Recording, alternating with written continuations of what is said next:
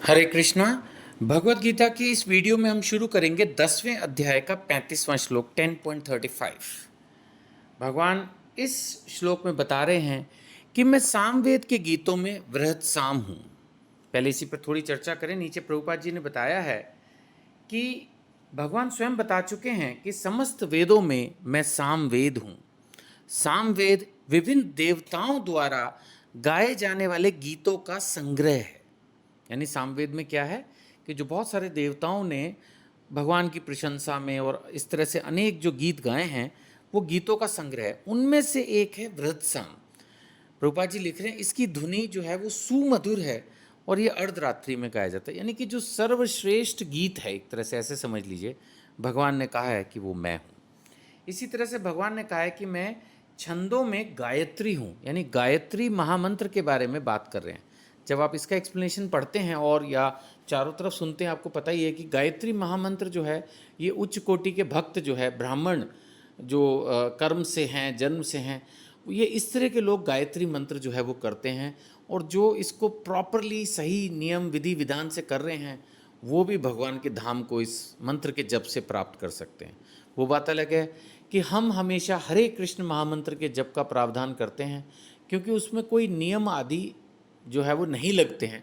तो इसलिए कलयुग के लिए जो महामंत्र है वो हरे कृष्ण महामंत्र ही बताया गया है। तो इसीलिए सभी लोग हरे कृष्ण महामंत्र ही जपते हैं।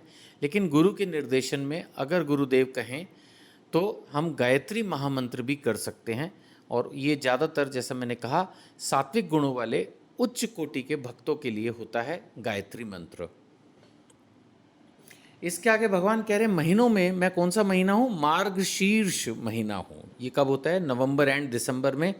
ये महीना अगर आप गूगल करेंगे तो आप पाएंगे कि ये जो है बेसिकली भक्ति की शुरुआत करने के लिए या भक्ति के एंगल से ये सबसे अच्छा महीना माना जाता है।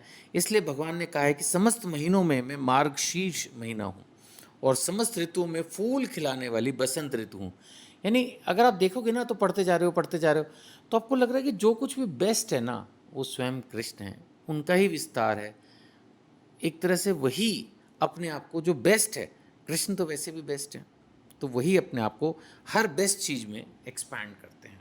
36वां श्लोक, इसमें भगवान कह रहे हैं कि मैं छलियों में जुआ हूं। बताओ, यानी कि भगवान ये कह रहे हैं कि जो कुछ भी बेस्ट है, चाहे खराब चीज़ है तो फिर खराबतम मैं ही हूँ। तो भगवान ने कह दिया कि भाई जितने भी छल कपट हैं उनमें ये जो जुआ है ये सबसे टॉप है और ये मैं हूँ। तेजस्वियों में तेज हूँ और जो ताकतवर लोग हैं उनमें विजय, साहस और बलवानों का बल भी मैं ही हूँ। यानी कि जो कुछ भी मैंने जैसा कहा सर्वश्रेष्ठ है। तो इसका मतलब जब हम भक्ति करते हैं तो ये सारे सर्वश्रेष्ठ गुण अपने आप स्वतः हम में आ जाते हैं। स्वतः भगवान हमें इतनी मानसिक ताकत दे देते हैं। शारीरिक तो पता नहीं, कहीं सोचो कि अभी हम मंत्र करेंगे तो उसके बाद हम 500 किलो भी उठा लेंगे, पहाड़ से कूद जाएंगे, अग्नि में घुस जाएंगे, ऐसा नहीं होएगा।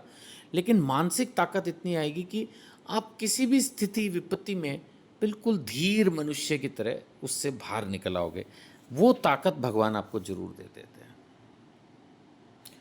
अब हम 37वां श्लोक पढ़ेंगे। यहाँ भगवान कह रहे हैं कि मैं वृष्णि वंशियों में वासुदेव हूँ।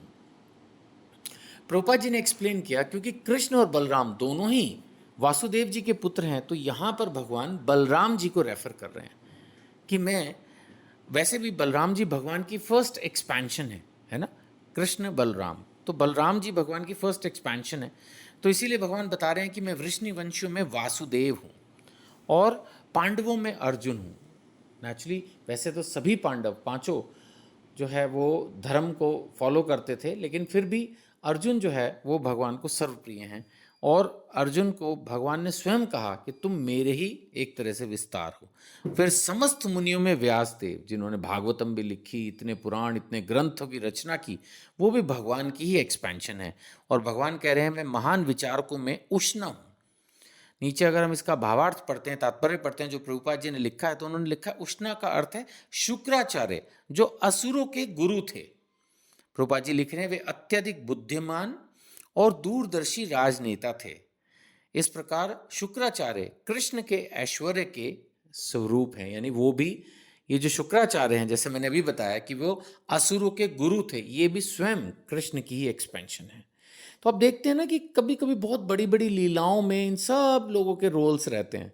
तो ये भगवान की एक्सपेंशन है और भगवान ही उनको अपने लीलाओं में अलग-अलग रोल्स में इंक्लूड करते रहते हैं। ये सब भगवान की लीला है, सब भगवान की लीला है। हरे कृष्णा।